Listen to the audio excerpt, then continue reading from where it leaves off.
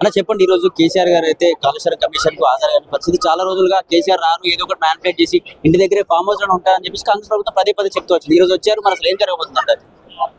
కాంగ్రెస్ ప్రభుత్వం రేవంత్ రెడ్డి గారు పరిపాలన చేతగాక కేసీఆర్ గారిని తక్కువ చేసి చూపించడం కోసం, కేసీఆర్ గారికి వచ్చినటువంటి మంచి పేరు ప్రతిష్టను దెబ్బతీయడం కోసం ఇలాంటి డైవర్షన్ పాలిటిక్స్ మెయింటైన్ చేస్తూ కాలం గడుపుతున్నారు తప్ప తెలంగాణ రాష్ట్రాన్ని అభివృద్ధి పథంలోకి తీసుకెళ్లాలి, కేసీఆర్ గారిని ఇంకా బాగా చేయాలని అయితే ఆ తాపత్రయం మాత్రం కాంగ్రెస్ ప్రభుత్వానికి లేదు. కాబట్టే కేసీఆర్ గారు నాయకత్వంలో 10 సంవత్సరాల పరిపాలన అద్భుతము. అలాంటి భారతదేశానికి ఒక ఆదర్శంగా ఉన్నటువంటి రాష్ట్రాన్ని తయారు చేసినటువంటి రాష్ట్రాన్ని వీళ్ళు దాదాపుగా పరిపాలన చేతగాక మరో 20 సంవత్సరాలు వెనక్కి తీసుకుపోయినటువంటి పరిస్థితి ఉంది. ప్రజలు మొత్తం కాంగ్రెస్ ప్రభుత్వాన్ని తిరస్కరించే పరిస్థితి ఇప్పుడు కనిపిస్తుంది. తెలంగాణ రాష్ట్రంలో ఏ ప్రాంతంలో ఏ విలేజ్లోకి వెళ్ళినా కూడా కాంగ్రెస్ పార్టీని తూర్పారబడుతున్నారు.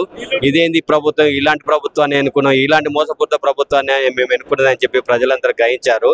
కాబట్టి ఇక ప్రజల దగ్గరికి వెళ్ళడానికి మొహం చెల్లక ఏదో డైవర్షన్ పాలిటిక్స్ చేసి పేరు ప్రతిష్ట ఉన్నటువంటి కేసీఆర్ని, తెలంగాణ రాష్ట్రాన్ని సాధించిన కేసీఆర్ని దెబ్బతీసే విధంగా, ఆయన పేరు ప్రతిష్టను దెబ్బతీసే విధంగా వీళ్ళు డైవర్షన్ పాలిటిక్స్ తీసుకొచ్చేసి ఇవి ఏ విధంగానైనా మళ్ళీ పబ్లిక్లోకి వెళ్ళాలి, ఈ వంకతోన మేడిగడ్డ వంకతోన ఇది చేస్తున్నారు తప్ప వాళ్ళకి నిజంగా ఇలాంటి అయింది, ఇలాంటి అవినీతి జరిగిందని అది వాళ్ళకు కూడా తెలుసు. అవినీతి ఏం లేదనే సంగతి వాళ్ళకు కూడా తెలుసు.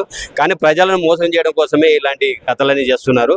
కమిషన్ దగ్గరికి బాజాప్తగా వెళ్తారు. ఇప్పుడే కమిషన్ దగ్గర వచ్చి కేసీఆర్ గారు అందరు హరీష్ రావు గారు ఏదైతే ఉన్నారో వాళ్ళకు కూడా తెలుస్తుంది. తెలంగాణ ప్రజలకు ఆల్రెడీ మ్యాక్సిమం అందరికి అర్థమైపోయింది, ఇది మోసపూరితమైనటువంటి కుట్రపూరితంలో మార్గం ఫలితమే ఈ కేసీఆర్ గారిని కమిషన్ దగ్గర పిలుస్తున్నారనే విషయం తెలంగాణ ప్రజానికానికి అంతే తెలుసు.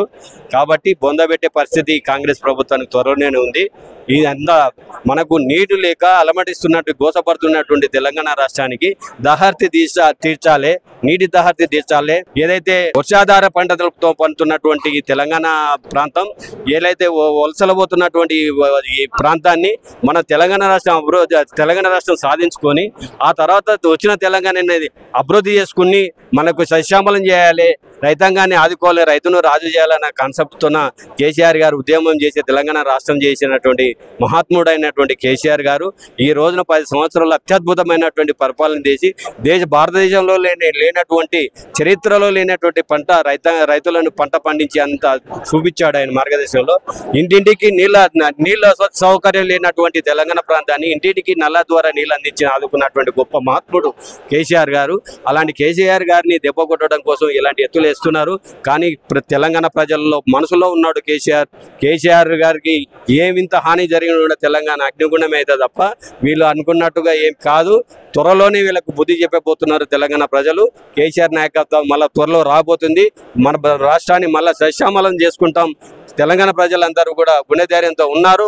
రేపు ఎప్పుడు ఎన్నికలు వచ్చినా కూడా మళ్ళీ కేసీఆర్ నాయకత్వం మాకు కావాలి, కేసీఆర్ నాయకత్వం మాకు శ్రీరామ్ రక్ష, మళ్ళీ కేసీఆర్ ముఖ్యమంత్రి ఉండాలి, మళ్ళీ తెలంగాణ రైతాంగం రాజుగా నిలబడాలి, మరి తెలంగాణ ప్రాంతం అభివృద్ధిలోకి చూసుకుపోవాలి, తెలంగాణ భారతదేశానికి ఆదర్శంగా ఉండాలనే కాన్సెప్ట్తో ప్రజలు ఉన్నారు. కాబట్టి రేపొద్దున రాబోయే రోజుల్లో కాంగ్రెస్ ప్రభుత్వానికి గుణపడడం తప్పదు, రేవంత్ రెడ్డి గారికి గుణపడడం చెప్పదు.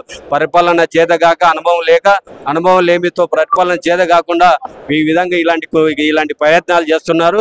ఈ ప్రయత్నాలని తెలంగాణ ప్రజలు హర్షించారు. ఇది న్యాయబద్ధం కాదు, కరెక్ట్ కాదు. కేసీఆర్ గారిని మహాత్ముడైనటువంటి రాష్ట్రాన్ని సాధించినటువంటి ఒక వ్యక్తిని ఈ విధంగా అబ్బాస్పాలు చేయడం కోసం ఇంత కుటిల ప్రయత్నాలు చేస్తున్నారు. కానీ కాంగ్రెస్ పార్టీని మాత్రం త్వరలోనే పొందబెట్టే ప్రయత్నం అయితే జరుగుతుంది. తెలంగాణ ప్రజలు కంకణం కట్టుకున్నారు. రేపు రాబోయే రోజుల్లో మాత్రం ఎప్పుడు ఎన్నికలు వచ్చినా మళ్ళీ తెలంగాణలో బీఆర్ఎస్ ప్రభుత్వం ఏర్పడుతుంది. కేసీఆర్ గారి ముఖ్యమంత్రి అవుతారు. మళ్ళీ ఆదర్శంగా భారతదేశానికి ఆదర్శంగా రాష్ట్రాన్ని మళ్ళీ తీసుకోబోతున్నామని చెప్పి తెలియజేస్తారు. ఈ రోజు మాజీ ముఖ్యమంత్రి కేసీఆర్ గారిని కాళేశ్వరంపై ఎంక్వైరీ పిలిచారు. ఇదంతా కూడా గవర్నమెంట్, ఎందుకంటే వాళ్ళకు పరిపాలన చేతగాక ప్రజలకు ఇచ్చిన హామీలు, పింఛన్లు కానీ, రైతు బంధు కానీ, రుణమాఫీ కానీ, తులం బంగారం, షాదీ ముబారక్ కానీ, ఈ అన్ని పథకాలు చేయలేక, అలాగే డెవలప్మెంట్ విషయంలో చేయలేక ఏదో బురద తల్లి మాజీ ముఖ్యమంత్రి కేసీఆర్ గారిని తప్పుడు ప్రచారం చేయడం దానికి ఒక భాగం చేస్తున్నారు.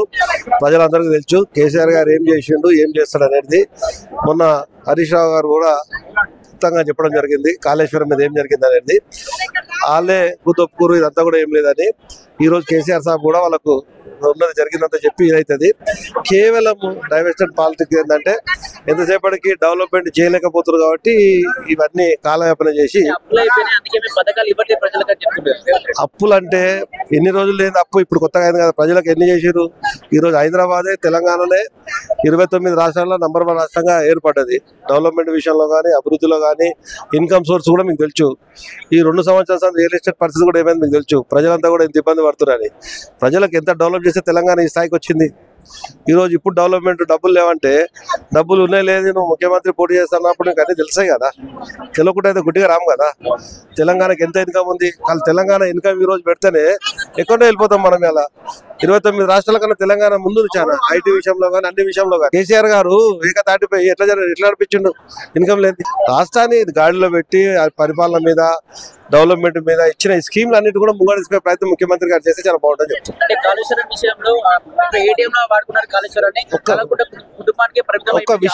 ఒక్క విషయం చెప్తాను. కాళేశ్వరం ఏదైనా కన్స్ట్రక్షన్ చేసేటప్పుడు ఏదైనా చిన్న మొన్న ఉంటే ఒక 100 కోట్లు పెడితే బ్రహ్మాండంగా దాన్ని రిపేర్ చేయొచ్చు. ఇది కాదు, అది కూలిపోలేదు, మొత్తం కొట్టుకోపోలేదు. మనం కూడా కన్స్ట్రక్షన్ చేస్తుంటే ఏదైనా చిన్నగా అయినప్పుడు దాన్ని మనం మళ్ళీ రిపేర్ చేసుకుంటాం. మనం ఇల్లు కట్టుకున్నా ఇంకేదైనా చేస్తున్నప్పుడు ఒక రోడ్ వేస్తుంటాం, ఒక గుంత పడుతుంది, అయితే మొత్తం రోడ్ పోయినట్టు. అది కాదు కదా, అట్లా ఆ గుంత సరి చేస్తే రోడ్ అంతా మంచిగా ఉంటుంది కదా. అది మెయిన్.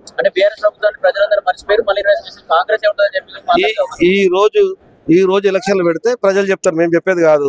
ప్రజలు ఏమంటారు, ఈ రోజు కేసీఆర్ గారు వస్తున్నారని కొన్ని వేల మంది లక్షల మందికి వచ్చారు. ఎందుకు వచ్చారు? ఆయన ఒక నాయకుడు, తెలంగాణకు ఎంతో చేసినాడు. ఇలా తెలంగాణకు 20-30 టన్నుల బియ్యం పండేటి ఇలా 50 టన్నుల దాకా పండే ఎకరకు పండే స్థాయికి వచ్చింది. ఇలా పంజాబ్ ను కూడా మించి తెలంగాణ ముందుకు వచ్చింది. ఆంధ్రప్రదేశ్ ఒకప్పుడు మన దగ్గర బియ్యం దొరకాలంటే పక్క రాష్ట్రాలకు ఉంటున్నాం. ఇలా మనమే దేశం ఎక్స్పోర్ట్ చేస్తున్నాం మనం. అంటే ఎంత ఎంత ఎంత ఇదైనట్టు మన రాష్ట్రం, ఎంత డెవలప్ అయినట్టు. ఐటీ రంగంలో కేటీఆర్ గారు తీసుకో, కాళేశ్వరంలో తీసుకో, నదులు తీసుకో, నీళ్లు తీసుకో, గ్రౌండ్ వాటర్ కూడా ఎన్ని మనకు పెరుగుతున్నాయి. ఇప్పుడు గ్రౌండ్ వాటర్ కూడా లేదు. మనకు కావాల్సుకొని కేవలం బదలాం చేయడానికి, పార్టీ చేయడానికి తప్ప ఇంకేం లేదు. కేసీఆర్ గారిని ఎటువంటి విషయాలు మాట్లాడే అవకాశం ఉంది? బయటకు వచ్చిన తర్వాత కేసీఆర్ గారు అసలు ఏం చెప్పే అవకాశం ఉందని భావిస్తా ఉన్నారు? ఇక పెద్ద ఆయనకు అన్ని తెలిసి ఈసుంటే ఎన్ని చూడడు ఆయన సర్వీస్ లా. ఆ సుంటోళ్ళు ఎంతో మంది చూడడు ఆయన స్వయంగానే ఎన్నో రాష్ట్రాలకు ఎంతో మందికి అడ్వైజ్ ఇచ్చిన ఆయనకు లెక్క అది 5 నిమిషాలు చెప్పి బయటకు వస్తారు. దాంట్లో ఈ రోజు తెలంగాణ ఉద్యమ నాయకుడు 14 ఏళ్ల ఉద్యమం చేసి తెలంగాణ రాష్ట్రాన్ని సాధించి 10 సంవత్సరాలు పాలించిన తెలంగాణ జాతిపిత, తెలంగాణ నాయకుడు కేసీఆర్ గారిని విచారం వెంటనే ఇలా తెలంగాణ ప్రజలకు సీకటి రోజుగా అభివర్ణిస్తా ఉన్నాం. ఓటుకు నోటు దొంగ అయినటువంటి సీఎం రేవంత్ రెడ్డి కక్షపూరితంగా వ్యవహరిస్తూ 1,00,000 కోట్ల దాన్ని వాల్యుయేషన్ చేసి కట్టిన ప్రాజెక్టులో 1,00,000 కోట్లకు పైగా అవినీతి జరిగిందని మోసపూరిత మాటలనే ప్రజలంతా గ్రహిస్తా ఉన్నారని చెప్పి తెలియజేస్తా ఉన్నాం. కాంగ్రెస్ పార్టీ నాయకులు ఇప్పటికైనా కాళేశ్వరం ప్రాజెక్టు భారతదేశంలో ఎక్కడ లేనటువంటి విధంగా కాళేశ్వరం ప్రాజెక్టును తీర్చిదిద్దిన ఘనత కేసీఆర్ కి దక్కుతుంది. కేసీఆర్ ను ఏదో విచారణ పేరుతో పిలిపించి భయభ్రాంతి గురి చేస్తామనుకోవడం మీ అవివేకమైన చర్య. భారతదేశంలో కాంగ్రెస్ పార్టీ అంటేనే మోసాలకు మొదటి మారు పేరు. అందుకే కేసీఆర్ ను విచారించడం మీ తెలివి తక్కువ అవివేకాన్ని నిరసన తెలియజేస్తా ఉన్నాం.